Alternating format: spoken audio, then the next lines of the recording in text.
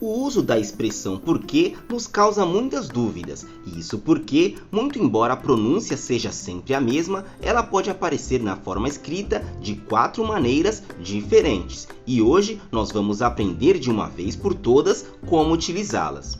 O porquê pode aparecer separado e sem acento, também pode aparecer junto e sem o acento, pode aparecer ainda separado e com o acento e, por fim, também pode aparecer junto e com acento. Vamos ver cada um desses casos. Nós vamos utilizar o porquê separado e sem o acento sempre que esse porquê estiver indicando uma pergunta, uma frase interrogativa. Vamos ver alguns exemplos.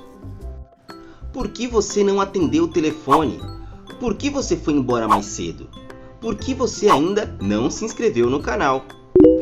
Todas essas frases são frases interrogativas, pois nós estamos fazendo perguntas e, portanto, nós devemos utilizar o porquê separado e sem o acento. O porquê separado e sem o acento também pode ser utilizado para substituir as seguintes expressões: pelo qual, pelos quais, pela qual, pelas quais. Vamos ver um exemplo. O susto por que passei me deixou traumatizado. Nessa frase, nós devemos utilizar o porquê separado e sem um acento, pois aqui esse porquê está substituindo a expressão pelo qual. O susto pelo qual passei me deixou traumatizado.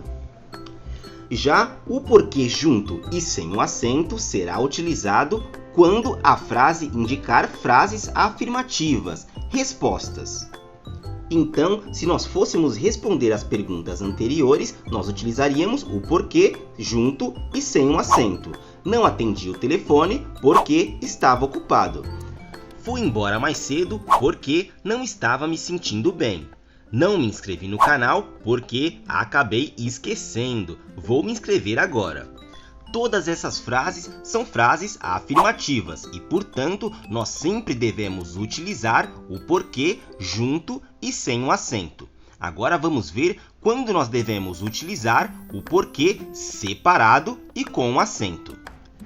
Nós vamos utilizar o porquê separado e com acento sempre que ele se encontrar no final de uma frase, como por exemplo, você fechou a porta por quê?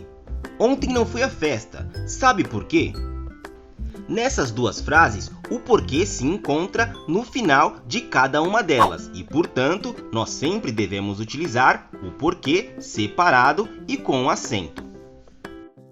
E por fim, nós temos o nosso último porquê, que é o porquê junto e com acento. E é bem simples. O porquê junto e com acento será utilizado sempre que esse porquê tiver a função de um substantivo, ou seja, sempre que ele for precedido por um artigo, um numeral ou até mesmo um pronome. Vamos ver alguns exemplos.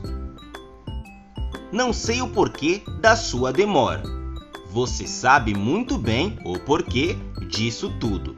Nesses dois exemplos, a palavra porquê está sendo precedida pelo artigo o, e sempre que isso acontecer, significa que esse porquê tem a função de um substantivo. Aqui nós temos um exemplo de substantivação, mas isso é assunto para uma outra aula.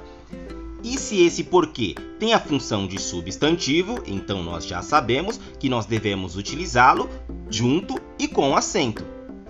Então, resumindo, o que nós vamos ter é o seguinte: o porquê separado e sem o acento serve para perguntas. O porquê sem o acento, porém junto, serve para respostas.